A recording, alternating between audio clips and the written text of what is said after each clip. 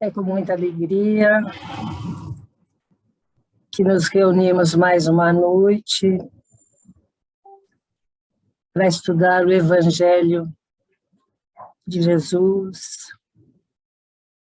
E por isso queremos pedir-lhe que nos abençoe, que esteja conosco durante esse estudo. Agradecemos aos queridos mentores que nos assistem, que eles possam nos auxiliar no entendimento do que vamos estudar essa noite. Mestre querido, precisamos da tua ajuda, de muita ajuda, porque ainda não conseguimos entender totalmente aquilo que nos ensinaste. Estamos nos esforçando com a ajuda de todos, dessa equipe maravilhosa que nos assiste, tanto desses amigos encarnados como os que vêm do alto para nos assistir. Por isso te pedimos, Senhor, acolha-os a todos, para que eles também possam aproveitar desses ensinamentos. Que possamos, Mestre Jesus, não só ficar na teoria, mas colocar em prática na nossa vida diária, fazendo o possível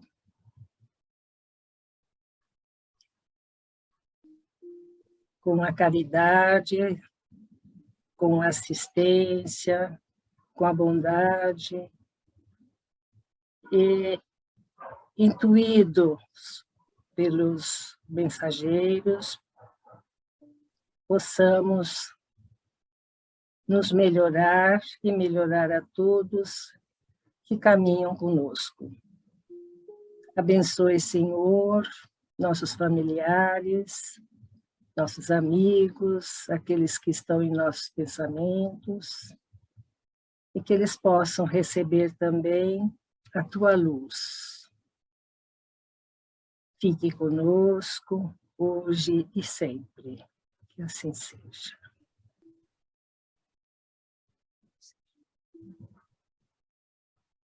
Obrigada, Vera.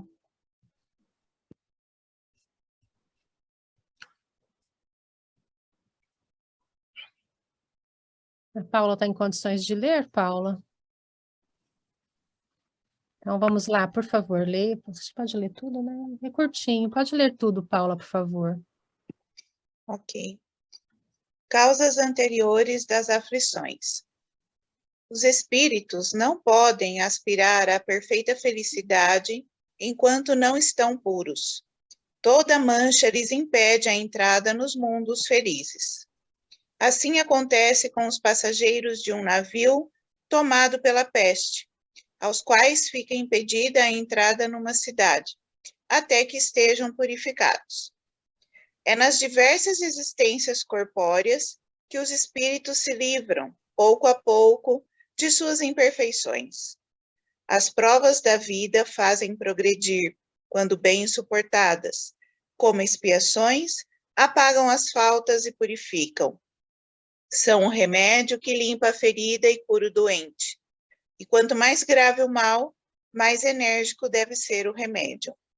Aquele, portanto, que muito sofre, deve dizer que tinha muito a expiar e alegrar-se de ser curado logo. Dele depende, por meio da resignação, tornar proveitoso o seu sofrimento e não perder os seus resultados por causa de reclamações, sem o que teria de recomeçar. Allan Kardec, o Evangelho segundo o Espiritismo, capítulo 5, Bem-aventurados os aflitos. O serviço da perfeição. Um velho oleiro, muito dedicado ao trabalho, Certa feita, adoeceu gravemente e entrou a passar enormes dificuldades. Os parentes aos quais ele mais servira moravam em regiões distantes e pareciam haver perdido a memória. Sem ninguém que o auxiliasse, passou a viver da caridade pública, mas, quando esmolava, caiu na via pública e quebrou uma das pernas, sendo obrigado a recolher-se à cama por longo tempo. Chorando, amargurado, fez uma prece e rogou a Deus alguma consolação para os seus males. Então, dormiu e sonhou que um anjo lhe apareceu, trazendo a resposta pedida. O mensageiro do céu conduziu-o até o antigo forno em que trabalhava e, mostrando-lhe alguns formosos vasos de sua produção, perguntou: como é que você conseguiu realizar trabalhos assim tão perfeitos? O oleiro, orgulhoso de sua obra, informou: usando o fogo com muito cuidado e com muito carinho no serviço da perfeição. Alguns vasos voltaram ao calor intenso 2 ou 3 vezes.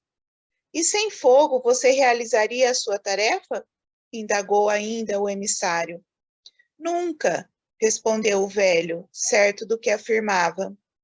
Assim também, esclareceu o anjo bondoso, o sofrimento e a luta são as chamas invisíveis que nosso Pai Celestial criou para o embelezamento de nossas almas, que um dia serão vasos sublimes e perfeitos para o serviço do céu. Nesse instante, o doente acordou, compreendeu a vontade divina e rendeu graças a Deus. Meimei.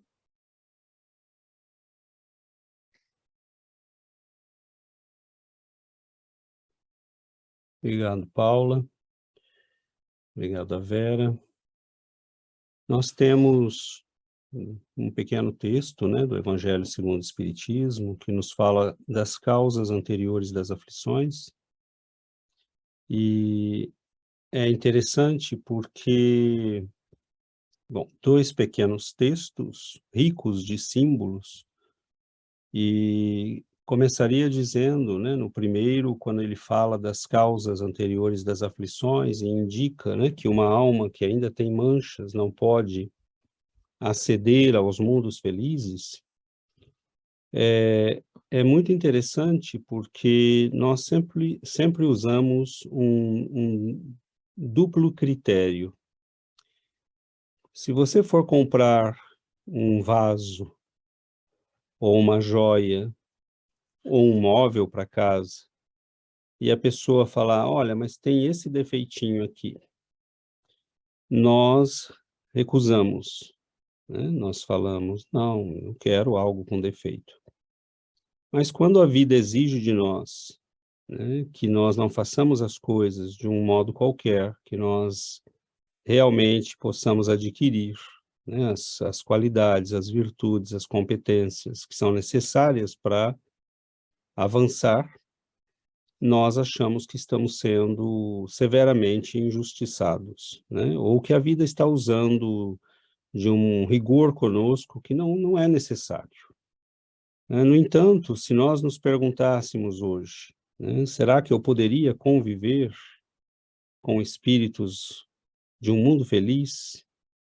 Porque um mundo feliz não é produto de um presente que é dado por Deus, é produto do trabalho, do esforço. Esses espíritos conquistaram o que eles possuem hoje.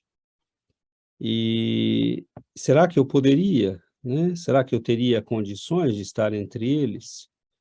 E muitas vezes, né, infelizmente, para nós, a resposta será não. Então, a reencarnação é essa lei divina, sublime, que nos permite voltar ao forno várias vezes, né? E a vida é esse oleiro que vai nos moldando, vai nos dando forma, e que não aceita defeitos, que não aceita imperfeições. Ele não aceita e nos condena, ele não aceita e nos dá novas oportunidades, né? O objetivo da vida não é nos colocar de lado porque nós não alcançamos a perfeição ou a superioridade espiritual. É que nós alcancemos, e por isso nós temos várias oportunidades. Então, eu fico imaginando a dificuldade de entender a vida sem uma ideia como essa da reencarnação.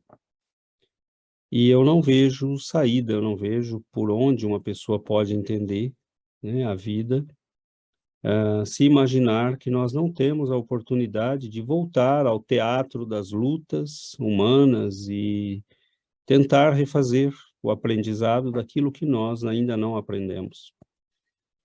E aos poucos nós vamos adquirindo conhecimento, nós vamos adquirindo sabedoria, nós vamos evoluindo espiritualmente.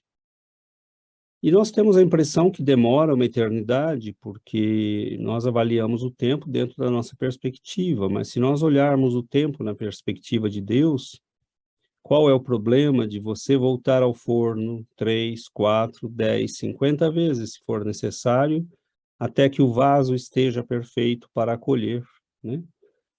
O perfume divino, né? A bondade de Deus.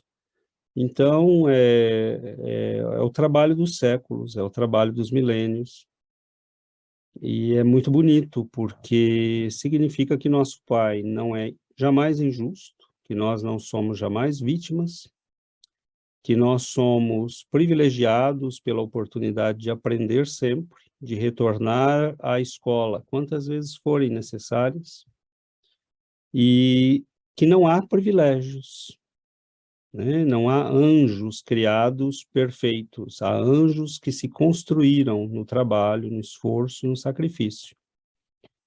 E que estão hoje na condição de anjos, né? De espíritos elevados, de grandes, né?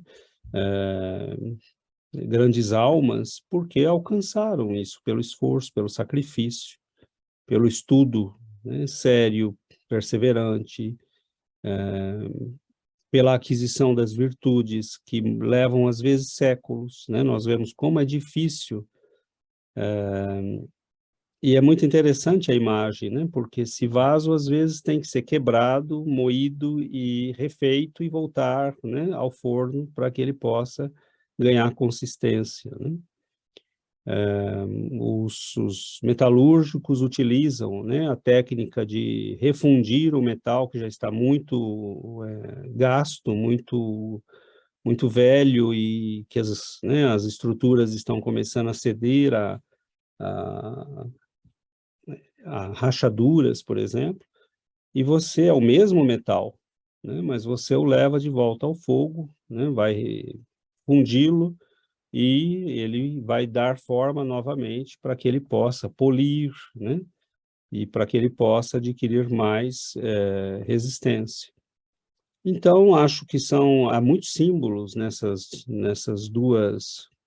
nesta pequena parábola e nesses dois textos que nós podemos explorar, né? Mas faço essa introdução e abrimos para que a gente possa ter, né, a participação de todos aqueles que quiserem né, dar a sua participação. Então, palavra aberta.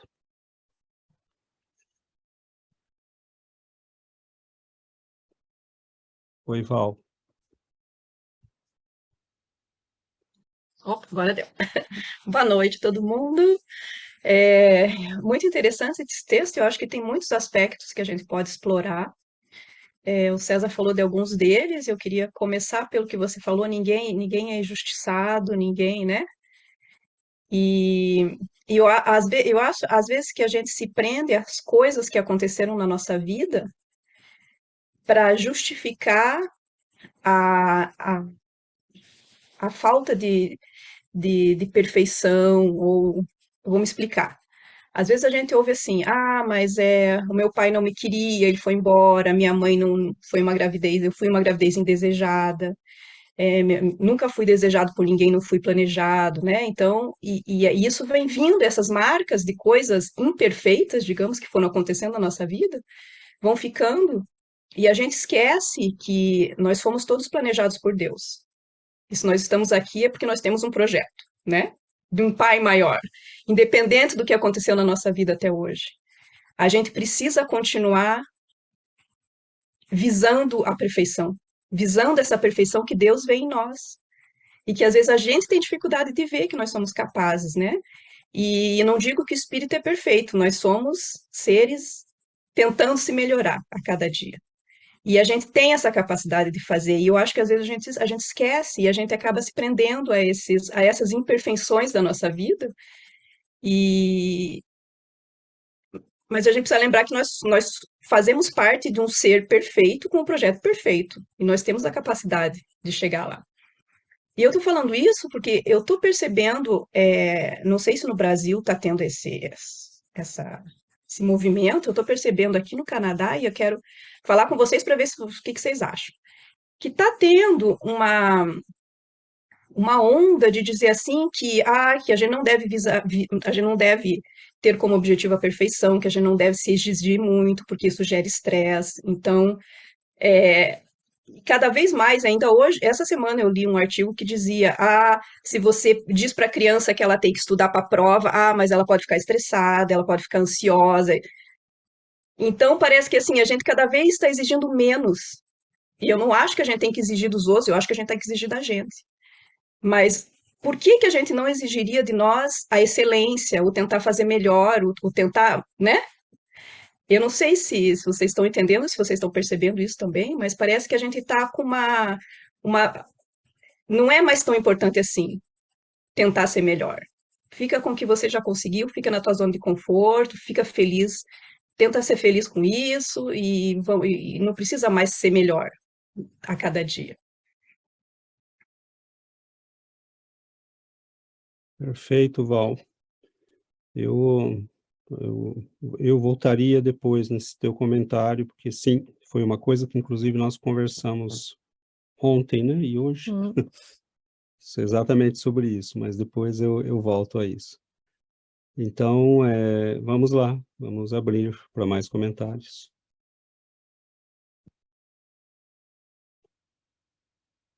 Bom, então, aproveitando o vazio telepático, a gente preenche o vazio, já aproveitando a deixa da fala da Val.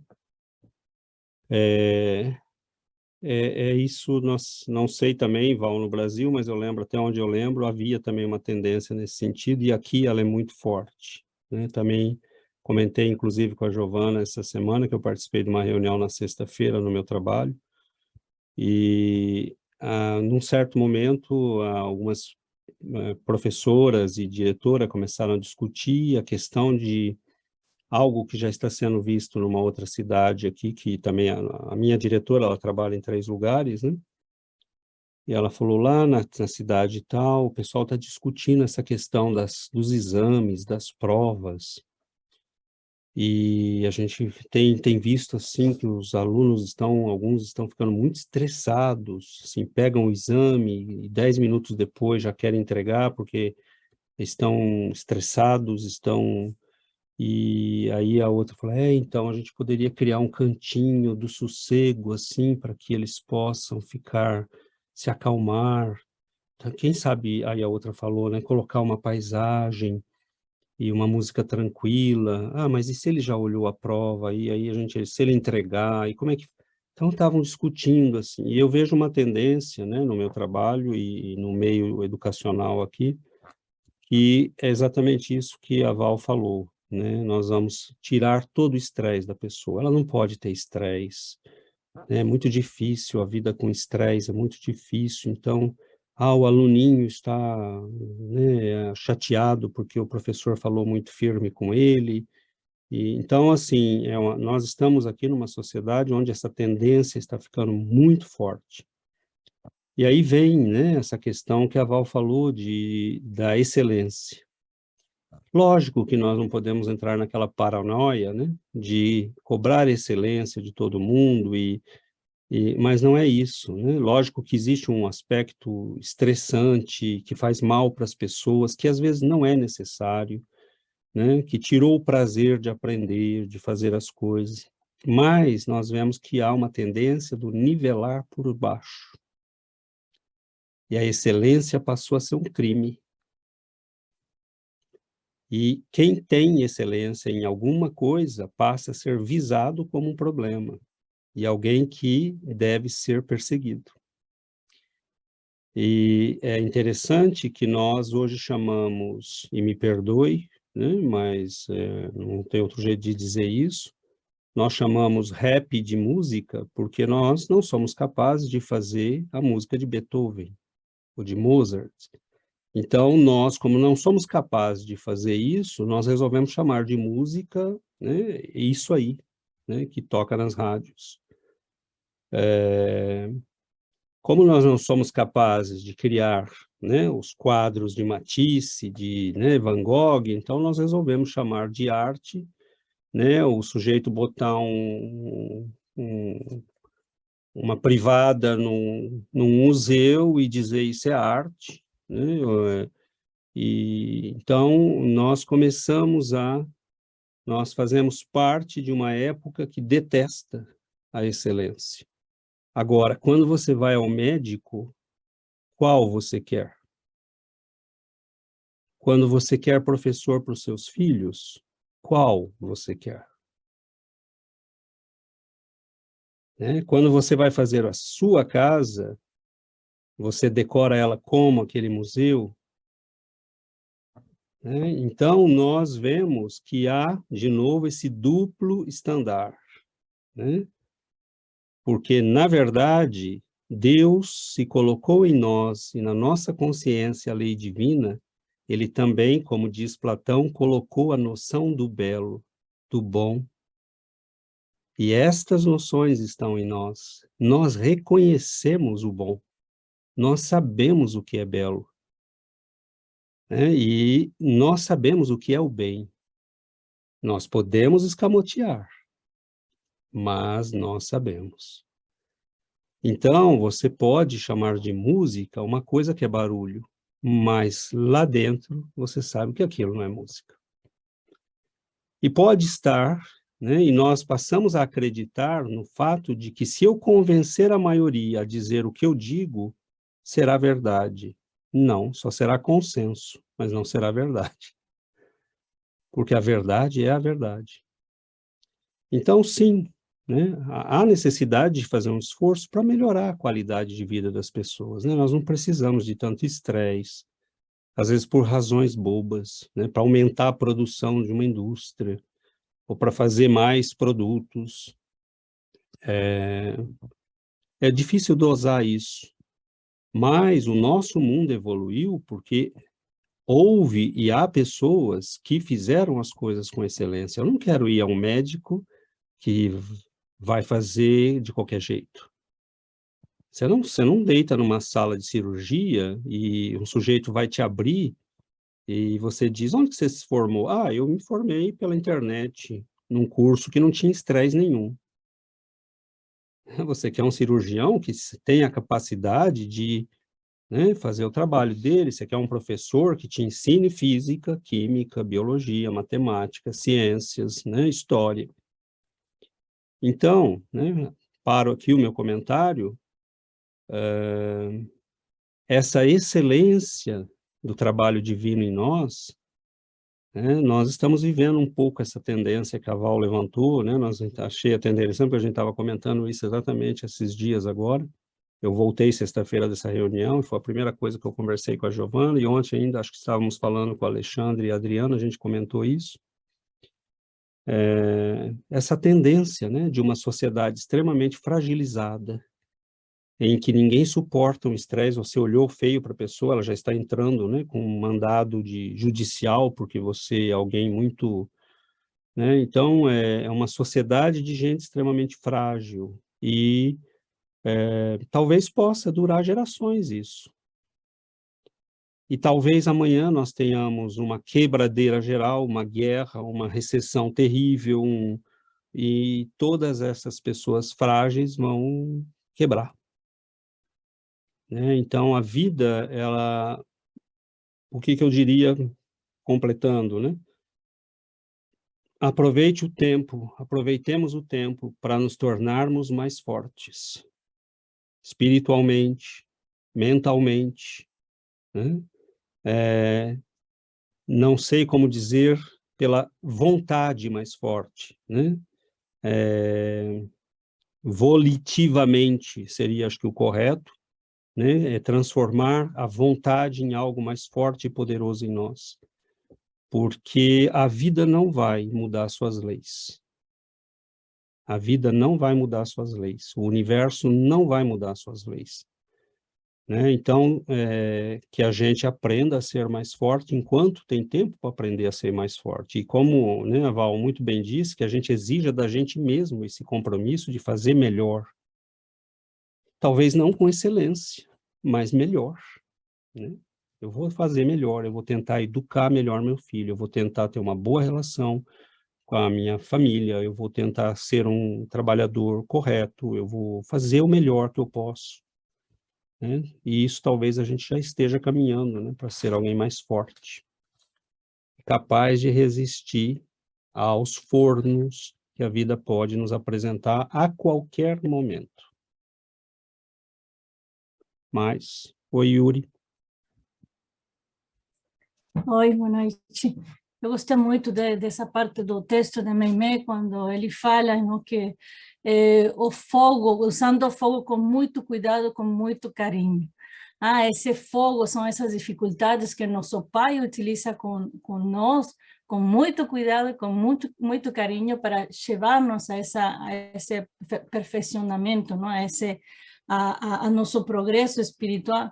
E a gente precisa desse fogo, porque senão estaríamos na inatividade, estaríamos pensando que as coisas que fazemos estão impunes. Então, esse fogo, esse sofrimento que Deus utiliza, é um instrumento para nossa educação e nosso progresso. E quando pensamos no fogo, a gente diz que o fogo purifica, não? O fogo limpa, o fogo destrui todo, as cenizas. Então, o sofrimento faz a mesma coisa com a gente, não? Purifica, limpa. Então, eu encontrei essa imagem muito linda. Você falou que você não entende como a gente pode compreender a vida sem a reencarnação, mas eu pensava também que como a gente, para compreender o sofrimento, para compreender todas essas vicissitudes que vivemos, é preciso compreender também a justiça divina, né? Porque somente assim as dificuldades se tornam mais fáceis, somente dessa forma podemos ter essa fé no futuro, essa resignação, bom ânimo. Então, eu pensei muito no texto de Lacordaire, quando no Evangelho segundo o Espiritismo, que ele diz que poucos suportam poucos compreendem que essas provas bem suportadas nos conduzem ao reino do céu. Então, é isso. Obrigada. Obrigado, Yuri. Vamos lá, abrimos a palavra. A gente não pode se esquecer de que Deus nos criou não para sermos de cristal, né? Não para sermos cristais frágeis, né? Que quebra o primeiro sopro. Deus nos criou para que sejamos diamantes. Para que sejamos diamantes e que reflitam a luz dele. Mas um diamante, para ser diamante, são séculos de pressão que ele tem que aguentar. São séculos e séculos de pressão. Então, quando a gente pensa, né, no que nós poderemos ser, né, no que Deus espera de nós, um espírito de luz, um espírito perfeito, não seremos insensíveis aos problemas, às dores, às lutas. Os espíritos de luz, né, os nossos benfeitores, esses espíritos que já caminharam e que já aprenderam, já cresceram, eles já suportaram muitas dores e muitas dificuldades. Eles são fortes, mas eles não são insensíveis. Nessa semana a gente fez um estudo do livro Missionários da Luz, E ele, André Luiz, fala, né, que o benfeitor dele, ele relatando um problema que eles foram tentar ajudar, né, uma moça, ele fala que eles não podiam falar tudo, né, porque era um caso muito, muito difícil. E aí ele fala, nós temos mais força, né, já caminhamos mais, mas nós não somos insensíveis. Então, o nosso crescimento, o nosso aprendizado, através das lutas, através das dificuldades, através dos problemas, vão nos tornando mais fortes e sensíveis, né? Mas não como cristal frágil que quebra diante da primeira dificuldade, porque senão a gente não cresce, não aprende. Então, o que Deus espera de nós é que sejamos, né, o diamante mesmo, né? E esse diamante, ele só vai ser burilado diante dessas dificuldades. Então, não adianta a gente fugir dos problemas, fugir dos sofrimentos. Não adianta achar que sem sofrimento se cresce. Os maiores crescimentos, né, os maiores aprendizados se fazem na dificuldade, né, na luta. Esses são os verdadeiros aprendizados. E se a gente olha para a nossa vida, quando foi que a gente mais aprendeu? Quando foi que a gente tirou a lição mais importante, às vezes, é de uma situação difícil que nós enfrentamos? Então, a criança aprende vai se machucar para andar, né? Para aprender a andar. Então, é assim que acontece o crescimento, né? E a gente vai se tornando mais fortes quando a gente aprende a enfrentar as dificuldades. Então, é uma ilusão achar que tirando o estresse, tirando as dificuldades da vida das pessoas, acho que isso talvez seja uma manipulação para que as pessoas fiquem realmente mais frágeis e sejam manipuladas, né? Sejam controladas, porque quem é frágil, quem não sabe se defender, fica na mão daqueles que são mais fortes. Então, esse é um perigo muito grande, né? Uma sociedade que se transforma, uma sociedade que forma jovens, crianças, jovens e que são frágeis, serão adultos frágeis. Esses adultos frágeis gerarão filhos frágeis e serão controlados por aqueles que são mais fortes. Então, talvez essa, na minha opinião, seja esse o objetivo, né? Mas não é isso que Deus espera de nós. Deus espera que sejamos fortes, que sejamos aqueles que enfrentam, né, as lutas, as dores, e não deixemos cair a peteca, né? Não deixemos cair diante de um primeiro problema que aparece, a gente desanima. Não, são esses obstáculos que nos fazem avançar, que nos fazem crescer e que nos transformam. Esse é o objetivo da vida. A nossa transformação, e essa transformação vem com esse aprendizado diante das dificuldades e diante das lutas. Muito bom. Obrigado, Yuri. Obrigado, Giovana. Não sei se vocês lembram, né, que quando o ferreiro vai dar forma ao metal, né, ele tem que aquecer o metal, e a gente tem no Brasil o ditado, né, que não é possível malhar em ferro frio. E realmente não é, aliás, pode até ser, né, mas vai levar muito mais tempo.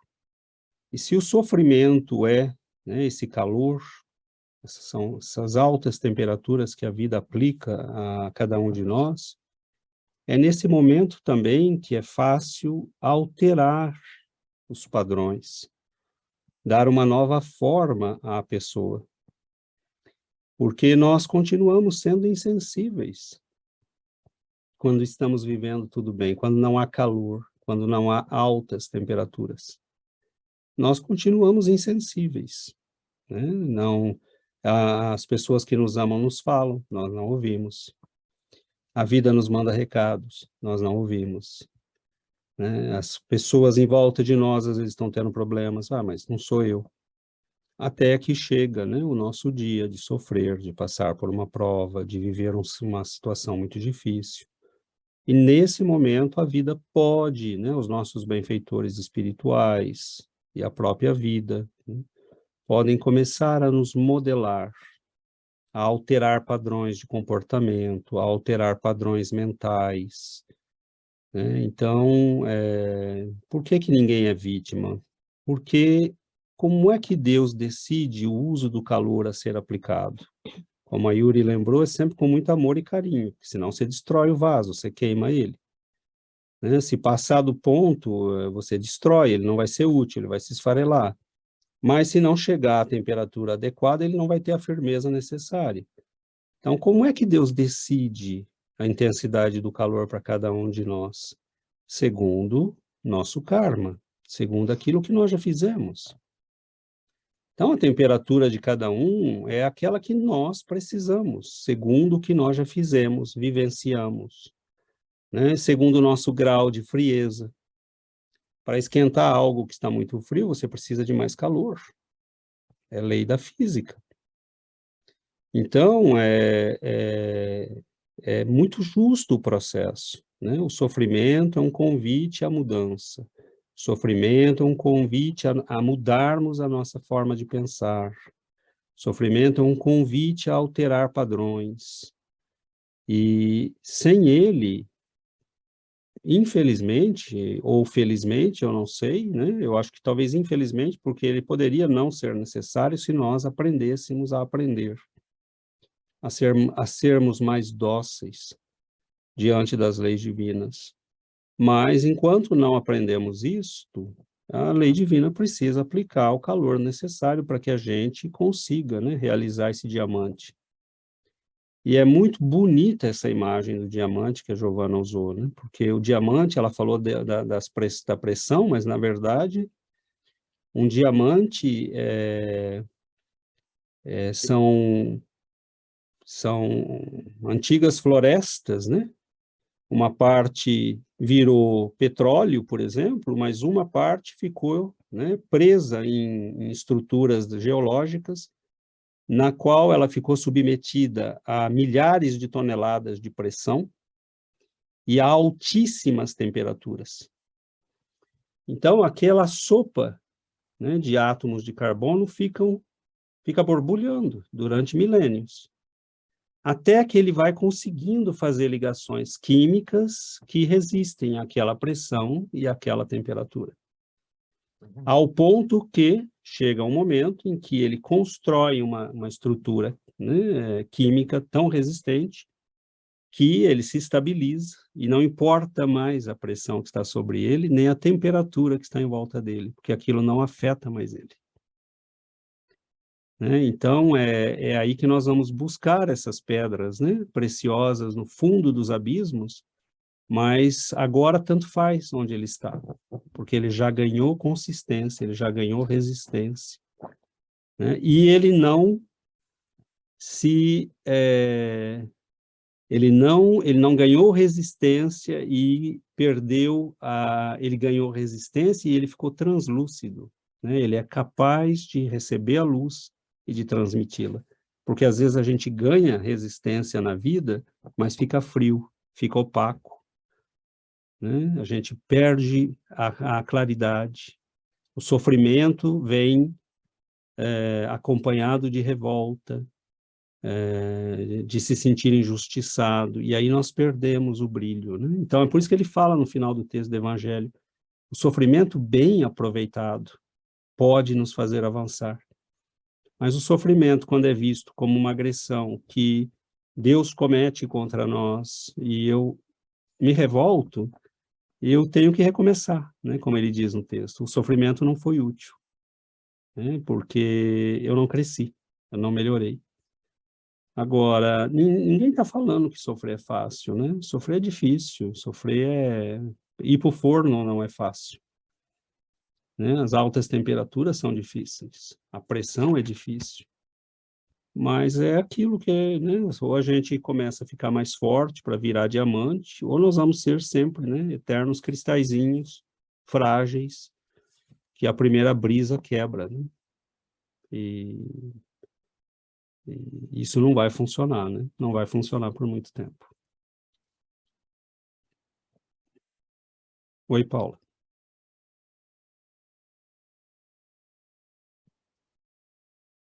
Não estamos te ouvindo. Não? Agora sim. Eu penso que a gente está vivendo uma civilização hoje que a mentalidade está muito fixada na história de eu tenho uma vida só e eu preciso viver tudo que há para viver, né? Então, a nossa juventude, como eu converso com muitos jovens, é praticamente isso que eu escuto.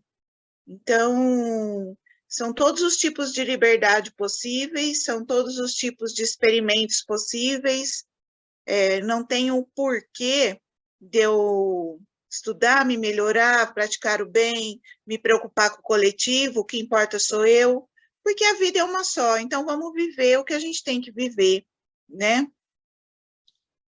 E isso talvez crie essa condição de eu não posso me machucar, não posso sofrer, eu não posso quebrar, porque eu preciso viver de uma maneira satisfatória a minha única vida. E aí eu faço um paralelo com a questão de que uma vez que você reconhece a doutrina espírita e a reencarnação é uma coisa real para você, você não consegue imaginar uma situação dessa, de estar aqui vivendo uma única vida, porque a sua verdadeira vida não é neste planeta, é em outro plano. Então, sabemos que estamos de passagem e vamos e voltamos quantas vezes forem necessárias, né? Então, eu me pergunto, ou quando eu converso com essas pessoas, eu jogo a pergunta de, se temos uma vida só, por que eu posso trabalhar, ter filhos e ir para uma festa e dançar, e a minha irmã, por exemplo, nasceu na cadeira de rodas, não tem inteligência e não pode fazer a mesma coisa que eu? Então, ela vai viver a única vida dela dessa maneira e eu curtindo, né? Então, as pessoas acham justificativa para tudo. É uma coisa impressionante, porque você percebe que elas estão se iludindo. Elas mesmas acham os motivos para se iludirem. E está muito difícil você atravessar essa parede, principalmente com os jovens, né? E com relação ao fato dos nossos irmos ao fogo para a nossa purificação, só quando a gente tem a realidade próxima ou quando a gente sente na pele que a gente, entre aspas, é testado, né? Que a gente vê onde está a nossa fé, que a gente vê onde está tudo aquilo que a gente construiu de conhecimento, como vamos reagir. E os exemplos próximos, eu acho que são as maiores lições que a gente pode tomar. Então, eu tive uma tia aqui que descobriu um câncer com 60 e poucos anos, ela era trabalhadora espírita, muito querida, uma pessoa boníssima, e era um câncer já num estado muito avançado. E as duas filhas que ela tinham acabado de se casar, e ela foi para o hospital, e ela sabia que não sairia do hospital. Então, a gente ia visitá-la, e ela, num determinado momento, ela falava, bom, já que estamos aqui, vamos aproveitar para ler um pedaço do Evangelho? Aí ela lia uma folha do Evangelho com as pessoas que estavam ali. E aí a gente, quando ia embora, se despedir, ela falava, eu não entendo por que vocês estão tristes, eu estou passando por aquilo que eu tenho que passar, isso vai me fazer bem. E eu ia embora para casa, isso há uns 10 anos atrás, e eu pensava, meu Deus, como pode pensar isso? Não vai conhecer o neto, não vai conhecer a neta, tem 60 e poucos anos, não é possível que uma pessoa está doente, sabe que vai morrer e está pensando assim. E hoje eu começo a entender isso, né? Que ela tinha essa clareza de que a vida continua e não é só uma única vida, e que ela está aqui justamente para isso, para aceitar o que nós estamos aqui, para aceitar o que a gente tem que passar, e que sejamos inteligentes como ela foi, de aceitar com sabedoria e resignação, para que isso nos faça crescer, e não que a gente tenha que depois retomar esse processo, porque a gente vai retomar se a gente não conseguir passar por ele, né? É uma lei divina. Então, eu particularmente imagino, gostaria muito que as pessoas tivessem esse conhecimento e não se iludissem com a história de estou aqui para viver tudo que eu tenho para viver de uma vez só, porque depois não importa, né? Eu acho que o coletivo seria mais fácil, tudo seria melhor. Mas a gente vai chegar lá, a humanidade está no processo de evolução.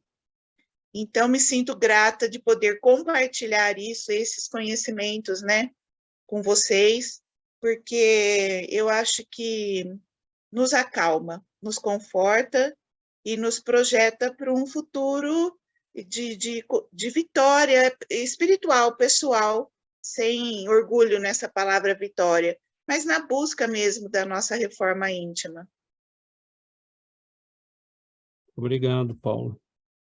E acho que talvez seja essa visão, né, Paula, limitada que a juventude tem hoje, e também muitos adultos, né, que foram educados assim, que tem feito, né, com que as pessoas procurem que fujam, né, constantemente do estresse, do sofrimento, de qualquer pressão que nos exija um pouco de capacidade de resistência, né, de trabalho pessoal. E com certeza essa provavelmente é uma das explicações, né, que está generalizada na nossa sociedade. E enquanto que você olha, né, desde as tradições, não só o espiritismo, né, para Platão, Sócrates foram precursores do espiritismo, como Allan Kardec nos explica, e você vai ver eles falando, né, lá nos textos deles, nós estamos aqui para nos aperfeiçoarmos, para adquirirmos virtudes, para aprendermos a nos controlar, para aprender a nos superarmos, né? E nós estamos lá em 2400, né, antes de Jesus, em 400 antes de Jesus, né, e 2400 do Espiritismo. Então, alguns espíritos lúcidos já perceberam, né, essa necessidade que a gente tem, né? Agora, antes de passar rapidamente a palavra, eu lembrei aqui que a gente às vezes se olha, né, e se vê como uma criatura muito imperfeita, e às vezes a gente faz uma autoimagem da gente muito negativa. E também isso não é bom, né? É como se o vaso imperfeito falasse, eu sou imperfeito e eu vou ser assim para sempre. Não. Né? A pessoa do lado sabe muito mais música do que eu, ou muito mais biologia do que eu, sim, né? Ou sempre vai ter alguém que já trabalhou mais e que avançou mais, e essa pessoa é justamente alguém que nos assegura que é possível, né, conquistar, avançar. E às vezes nós nos acomodamos em situações difíceis e que nos menosprezam às vezes, porque nós achamos que não merecemos, né? Porque nós não somos aquela pessoa perfeita que... E não, né? Na verdade, né, quando nós sabemos, como a Paula disse, quando nós sabemos, né, que a nossa vida é esse processo, né, de crescimento, não tem por que também ficar se recriminando, se condenando e se... Agora, é saber da reencarnação e viver num espírito de aprendizado constante. Eu estou sofrendo, né? Algum aprendizado eu tenho que fazer. Eu estou passando por essa situação. O que é que eu tenho que aprender? Né? É realmente se interrogar, porque eu não estou sendo injustiçado. Né? Nós já estudamos aqui, causas anteriores das aflições são aquelas ligadas ao nosso passado. Mas há causas anteriores que são anteriores desta encarnação. Então, eu às vezes estou passando por uma situação difícil que é fruto e reflexo de, infelizmente, coisas que eu fiz nesta mesma encarnação. Que aí vem as causas atuais das aflições, né? Mas o que importa? Né? Que se você... eu entendo que eu estou vivendo esse problema por um problema recente, né? Um erro recente. Bom, nós estamos aqui para corrigir, para melhorar.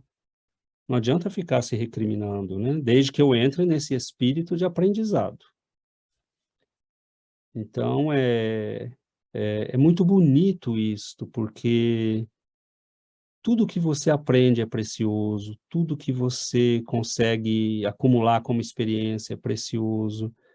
Às vezes a pessoa olha, né, para a própria vida e fala, eu fiz um mau casamento, eu não eduquei bem meus filhos, eu não cheguei onde eu queria na profissão, né? Às vezes a gente tem uma mania de olhar para as coisas sempre com um ar depreciativo, né?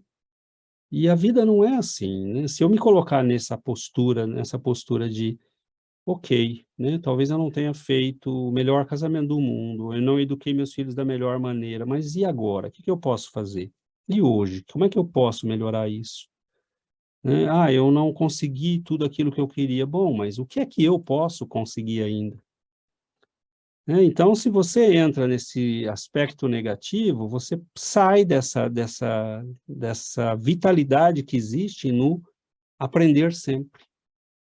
Né? Você vê uma pessoa com mais de 60 anos, né, com câncer, 2 filhas, e a pessoa, né, ao invés de estar no chororô, convida quem está ali a visitando para ler o Evangelho, né? Então, é uma pessoa que está extraindo de uma situação que para um outro seria extremamente, né, sofrível, difícil, angustiante, não que ela não esteja sofrendo, não que ela não esteja, né, com o coração aos pedaços, mas ela está com a serenidade de quem compreendeu, né? Isso é muito bonito, né, e muito raro de ver. Então, são pessoas que chegaram a um grau de entendimento que não é fácil, né? Porque uma coisa é a gente entender na cabeça, teoricamente, outra é transpor tudo isso para a nossa vida, né? Nem sempre é fácil, mas é o processo.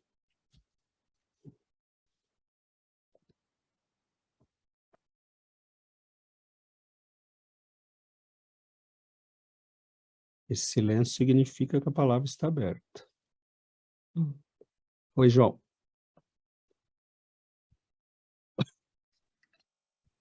O comentário que eu vou fazer tem mais a ver com os comentários do começo, né? Da juventude, do grau de depressão e ansiedade, da pouca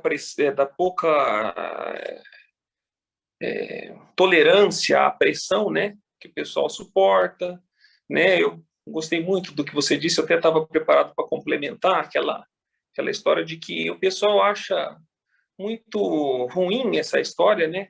De ter que mostrar desempenho, mostrar resultado, até ter que escolher com quem vai cortar o cabelo, que é o melhor cabeleireiro, né?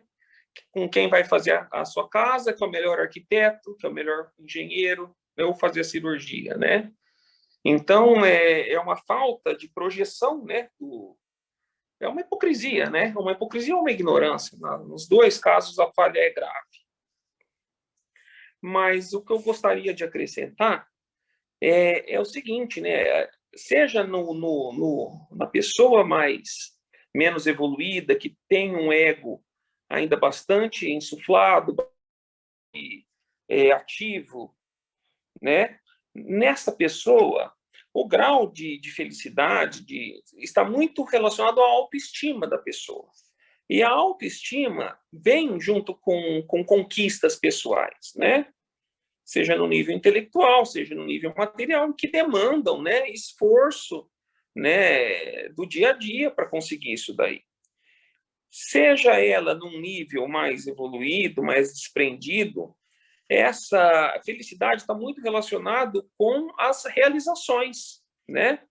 Com as realizações, com a grande obra, enfim, e que demanda também, né, capacidade, esforço e trabalho, né? Então, em ambos os casos, a felicidade não vem da passividade, vem do trabalho e do esforço, né? Não tem como fugir disso daí, que é a chama, né?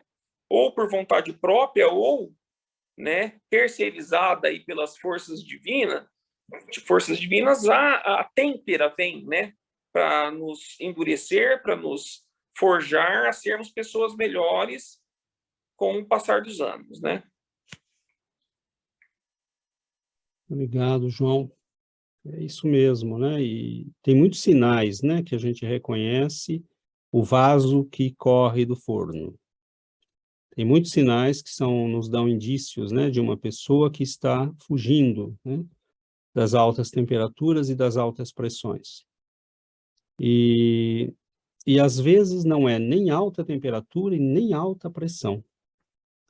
Mas é muito, muito estranho tudo isso, porque eu me lembro, né, ainda, embora já na minha idade, eu me lembro ainda da minha juventude. E eu ia nas palestras, né, por exemplo, há conferencistas que são hors pair, né?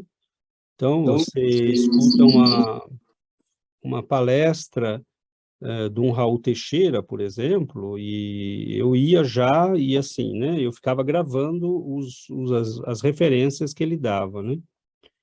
Ele falava um título de um livro, eu gravava na cabeça, repetia, e eu saía dali no final da palestra com, às vezes, 5, 6 livros, né?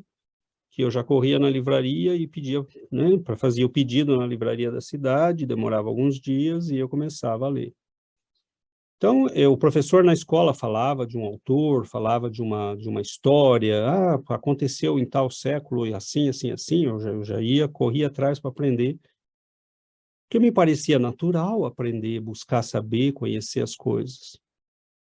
E hoje a gente encontra, né, uma juventude, e não só juventude, não, nós temos colegas de trabalho que são assim, né, que você fala, você já viu isso? Você já, esse negócio de espiritismo, de seita, eu falo, não, por que seita, né? Você já leu tal cientista? Você já leu tal cientista?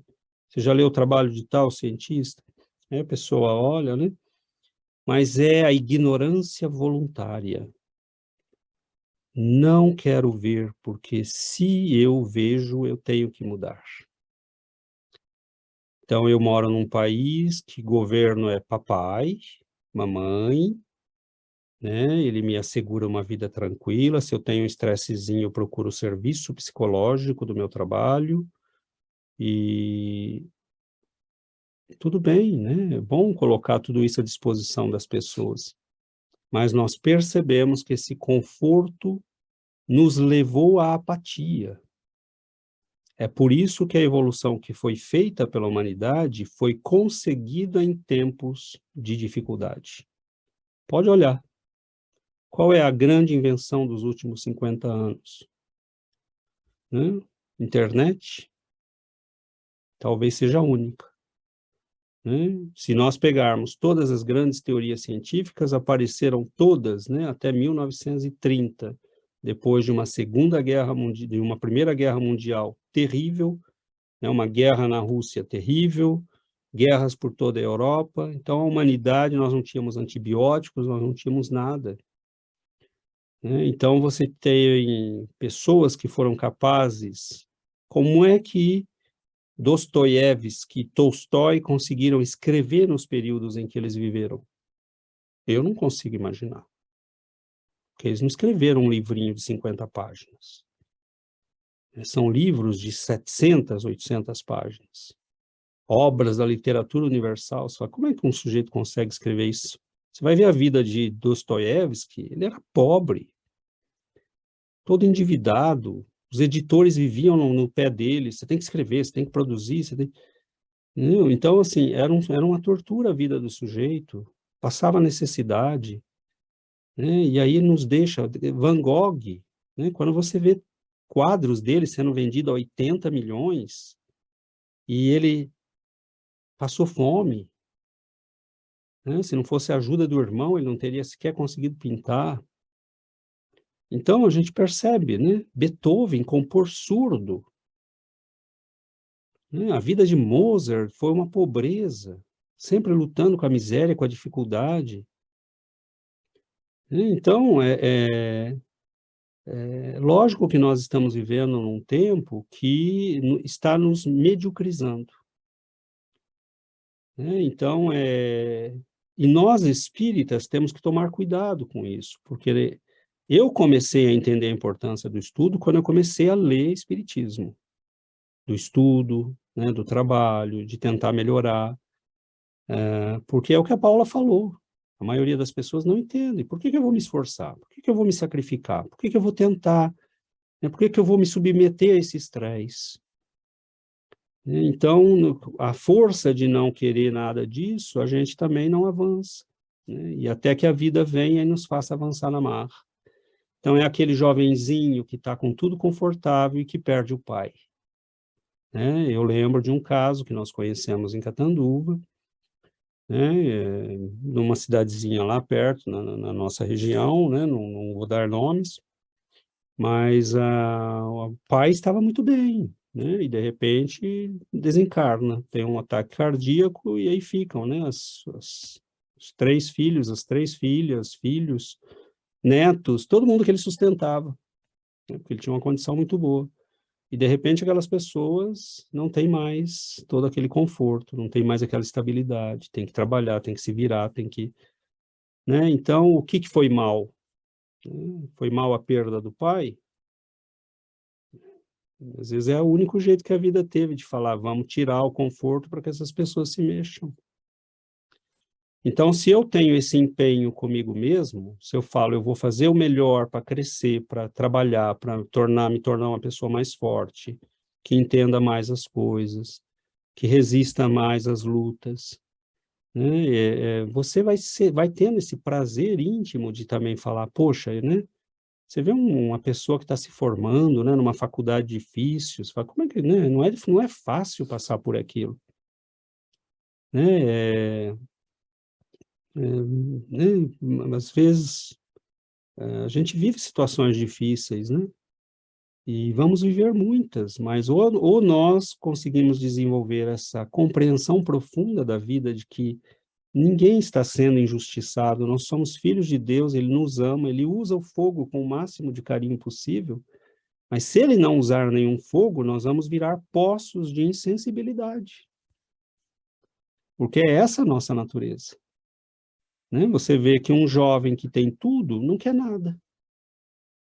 Estranho, né? Ele tem tudo e ele não quer nada. O que você quer para a tua vida? Tá bom. Lógico que tá bom, né? Você já tem tudo. Então, é especial, porque nós ainda somos almas muito rebeldes, muito necessitadas.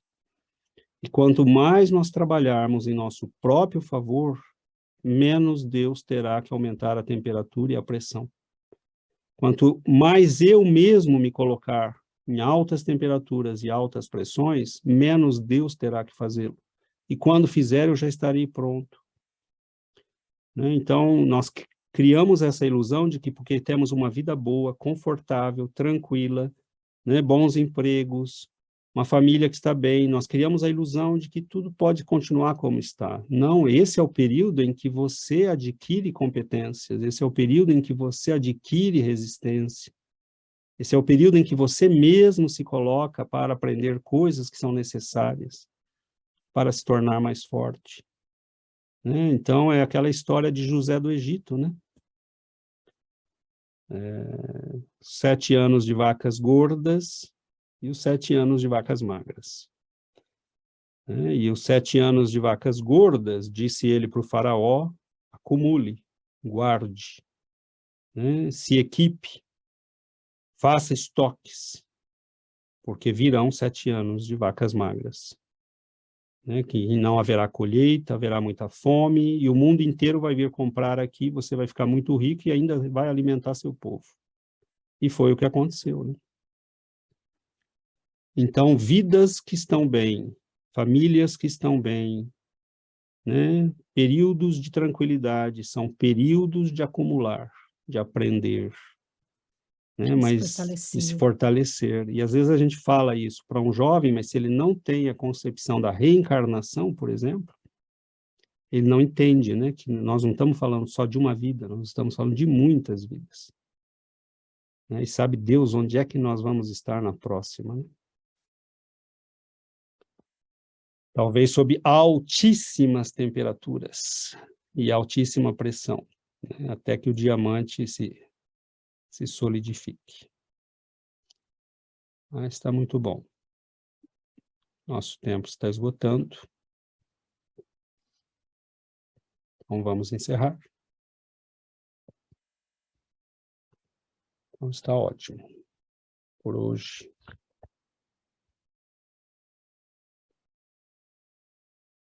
Impressionante, né? Se a gente lesse uma historinha dessa sozinho, às vezes a gente não tiraria tanto, né? Esse que é legal. Então, vamos fazer a nossa prece.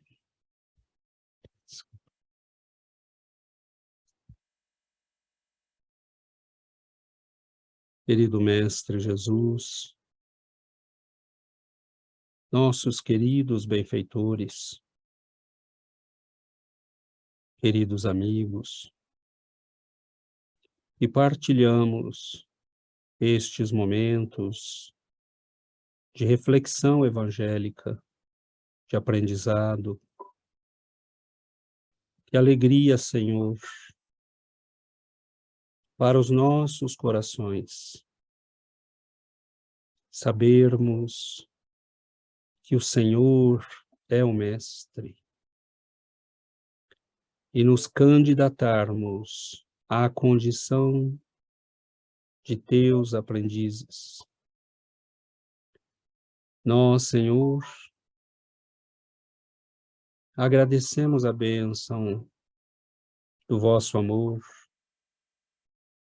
Agradecemos, Senhor, a presença destes amigos que nestes momentos envolvem nossos lares, aplicam energias salutares, renovadoras a cada um de nós, aos nossos familiares, sobretudo, Senhor, aqueles que estão fragilizados, passando por momentos difíceis, que possam receber estas energias, acolhê-las, permitir que elas operem a cura, a renovação, a melhora. Nós agradecemos, Senhor, porque a luz que o Senhor acende para todos nós beneficia a cada um de nós, inclusive a estes nossos amigos que igualmente vêm em busca de paz para o coração, de alívio para os tormentos da alma, de serenidade para poderem prosseguir a jornada. Quantos deixaram o plano físico angustiados por seus familiares? Quantos se inquietam pela sorte de suas famílias? Quantos se angustiam em face de uma nova oportunidade na vida física? Nós olhamos, Senhor, para tantas e tantas almas, e a todos nós o Senhor tem dado luz, calor, reconforto. Não estamos sós. Vosso amor nos ampara. Há muito tempo nos ampara.